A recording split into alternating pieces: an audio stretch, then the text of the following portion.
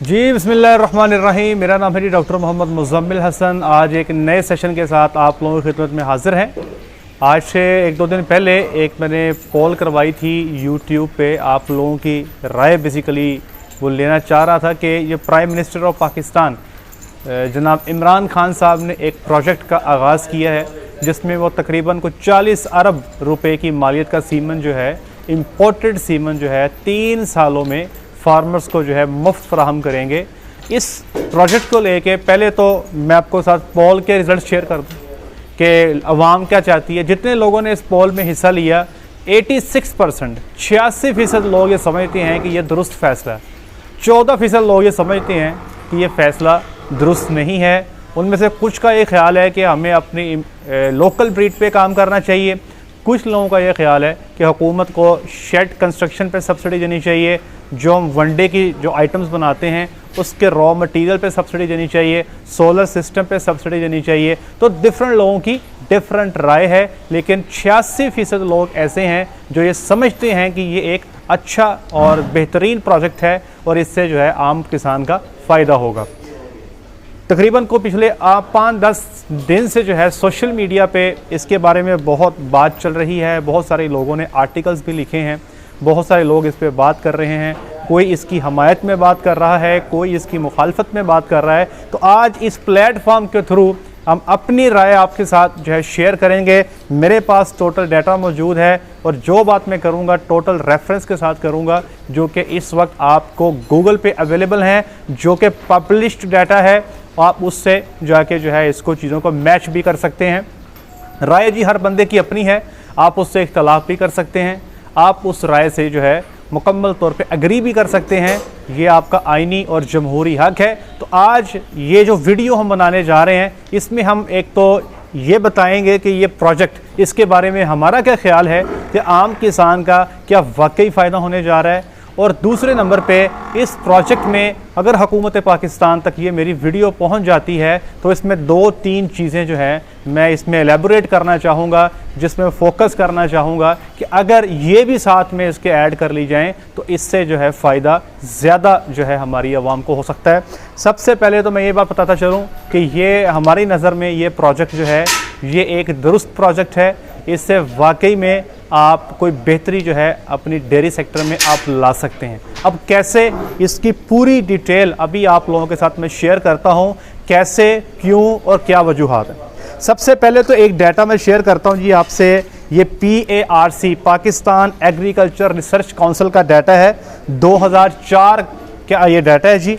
Volume number है इसका 9 और रिसेंट डाटा मैंने ढूंढने की कोशिश की है, लेकिन जितना मुफस्सल डाटा ये है उससे मुफस्सल डाटा मुझे नहीं मिल सका।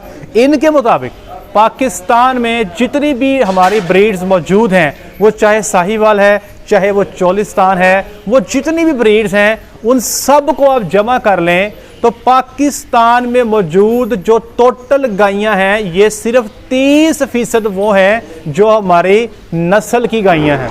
मतलब साहिवाल, चोलिस्तान, जितनी भी आपकी पाकिस्तान की कैटल ब्रीड है, इस सब को जमा कर लें तो आप पाकिस्तान में जो मौजूद गायें हैं ये उसका सिर्फ 30% है। अब बकाया 70% कौन से जानवर हैं? बकाया 70% जानवर कुछ क्रॉस ब्रेड के जानवर हैं और बकाया नॉन डिस्क्रिप्ट हैं। अगर आपने ऐड सुनी हो या पढ़ी हो, ये मैं ऐड चला भी दूंगा जिसमें ये लिखा गया है कि जो प्राइम मिनिस्टर का जो प्रोग्राम है ये बेसिकली नॉन डिस्क्रिप्ट कैटल के इंप्रूवमेंट के लिए है। अब मैं आप भाइयों को बताता चलिए ये नॉन डिस्क्रिप्ट कैटल होती क्या है। बहुत ही आसान जुबान में इसको हम कहते हैं बेनस्ली जानवर।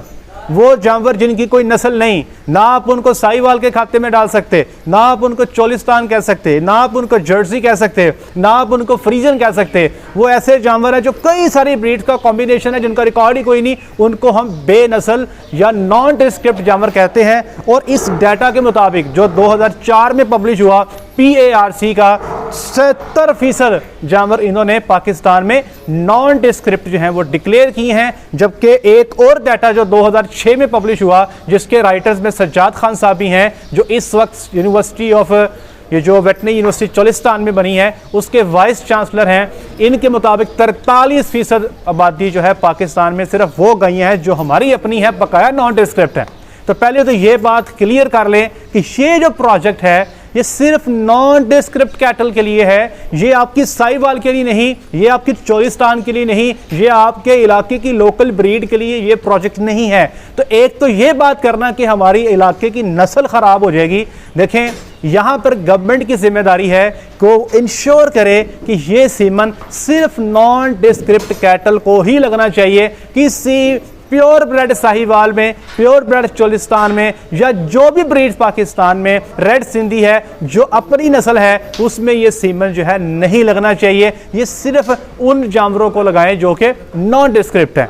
अब एक डाटा है जी मेरे पास, ये ब्रीडिंग पॉलिसी है, breeding policy strategy for genetic improvement of cattle and buffalo in India. ये 2013 का डाटा है। वेटनरी वर्ल्ड एक जर्नल है, उसमें ये पब्लिश हुआ है। इसके मुताबिक इस डाटे का, इस पेपर का मैं लिंक भी डिस्क्रिप्शन में दे दूंगा।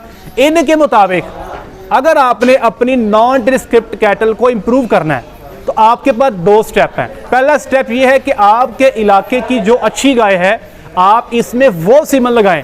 एक नॉन डिस्क्रिप्ट में किसी अच्छे साहिवाल का आप सीमन रख दें, किसी अच्छे चोलिस्तान का सीमन रख दें।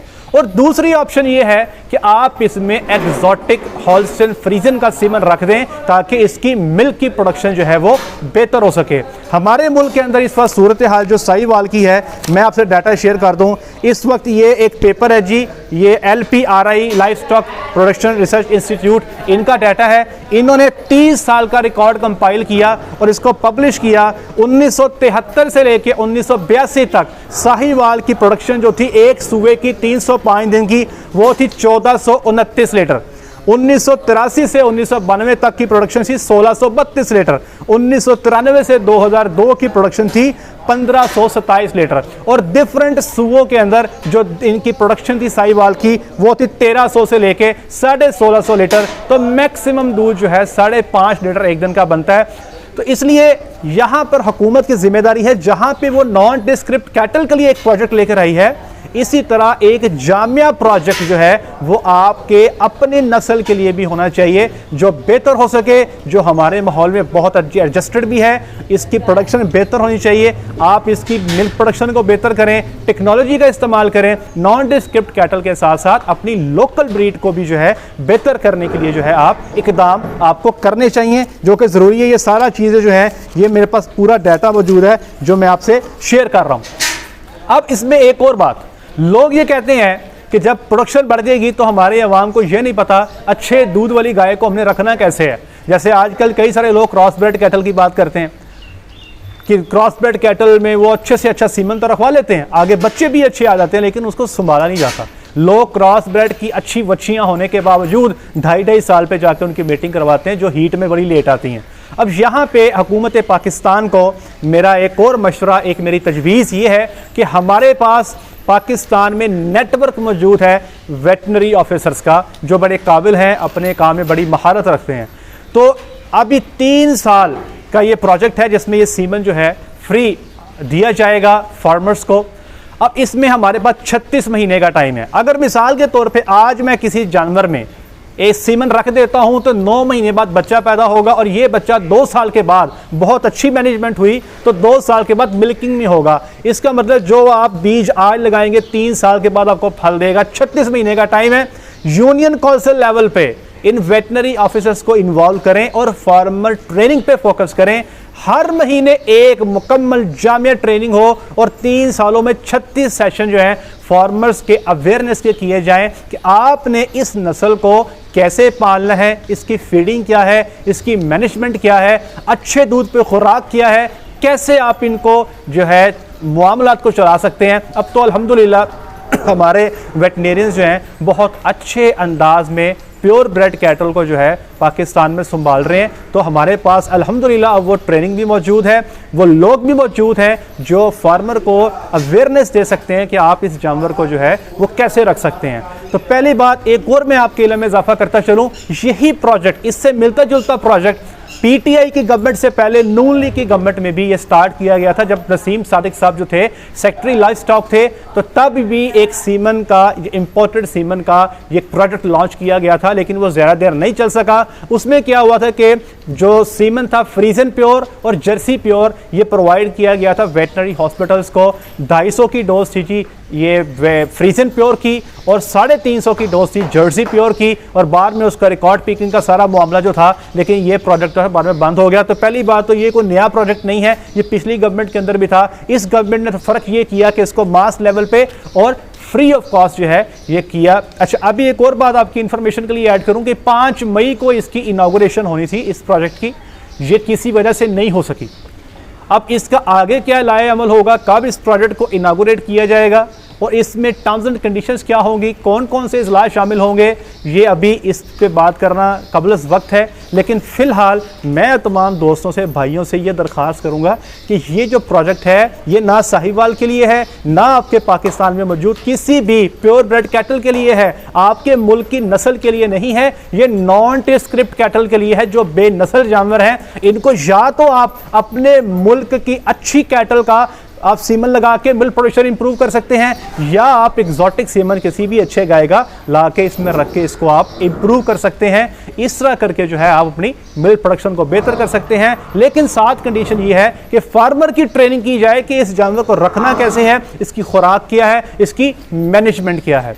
आई होप सो आज के सेशन से आपको काफ़ी इंफॉर्मेशन आपको मिली होगी। ये जब प्रोजेक्ट स्टार्ट होगा इंशाल्लाह दोबारा भी इस पर बात करेंगे।